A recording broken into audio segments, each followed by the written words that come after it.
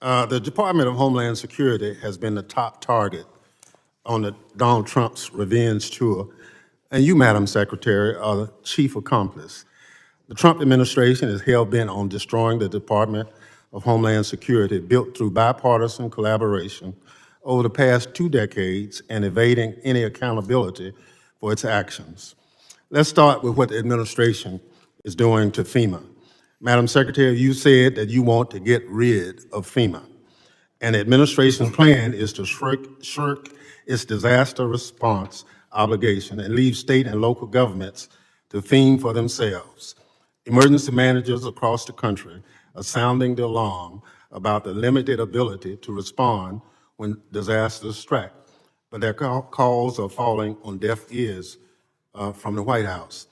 What is the administration's plan to respond to catastrophic disasters beyond shifting responsibilities to states and local communities who are already telling you they don't have the ability to respond? This exchange in Congress centered on deep concerns about the future of the Department of Homeland Security and FEMA under the Trump administration. The ranking member accused the administration of dismantling FEMA and shifting disaster response responsibilities to state and local governments without providing them the resources or capacity to respond effectively. Well, Congressman, President Trump has been very clear that he believes that FEMA should be eliminated as it exists today. He believes there's dramatic reforms that need to happen to the agency in order for it to truly serve people in a time of crisis. He wants to empower states and local governments to respond to their people. The federal government would be there for resources, support, much like block grants, but that we need to empower those locally to respond to their people because they know what they need. That is something that every state is at a different position today to respond, but he wants to give them the opportunity to build up the infrastructure to respond to their emergency. Madam Secretary, do you have this plan in writing? The White House is coming forward with the participation of the FEMA Review Council, which we have members from many states that are sitting on that will be making recommendations. So what you're doing now, there's nothing in writing as a guidepost. Well, sir, you certainly know that there are reform bills here in the House side and in the Senate side of how to address the failures of FEMA from the past. No, but you're the Secretary. Those will be considered with the FEMA Review Council recommendations. No, you're the Secretary. And you say you're doing all these things.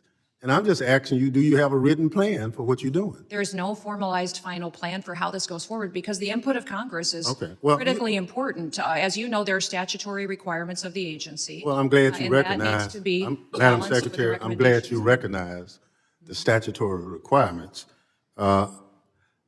Washington State, Mississippi, and a couple other states already have requests in to you or to the president for disaster declaration, and it's taken an inordinate amount of time, more than normal. I just want to know, is that inordinate amount of time is based on some plan that you have knowledge of? But if it's not in writing, I understand. So you talked about the rule of law. Are you telling the committee that due process for anybody that's picked up in this country should not be followed? Congressman, we have utilized due process as it is laid out in the tools that Congress has given us. We have followed the tools and the processes to which Congress has given us to give due process to people appropriately as it is due. So your testimony to this committee under oath is that everybody that ICE has picked up in this country has been given every opportunity as Section 5 under the Constitution provides. Correct. I believe everybody has gotten due process and every person has been treated appropriately according to the civil or the criminal action to which they were encountering individuals and brought into our detainment and then also removed from this country. So your answer is yes. The tools that you have given us as this I'm body talking about the Constitution of the United States. I'm not talking about tools. The Constitution is clear. Correct. And your testimony under oath to this committee is that everybody that ICE has picked up and any other agency of DHS has conformed to those statutes. For example, Congressman, yes or no? No, I don't need an example. Expedited removal is one of the Madam tools Secretary, that you have given us to utilize as due process. I just need a yes or no. Sir, that is the due process tool that you have given us to utilize that has been appropriately. So obviously, Gentleman's time has expired. I have a unanimous consent request, Chairman. Emergency managers across the country have already warned that this approach could leave communities vulnerable during catastrophic disasters. When pressed, the Secretary admitted there was no finalized written plan, though the administration claims it intends to reform FEMA and give states more authority. The questioning then shifted to immigration enforcement, specifically whether people detained by ICE are afforded due process as guaranteed by the Constitution. The Secretary insisted that due process is followed, but her answers relied heavily on statutory tools like expedited removal, which many critics argue do not meet the full standard of constitutional due process. The Congressman pressed for a yes or no answer, but the Secretary avoided giving one directly, instead pointing back to congressional statutes.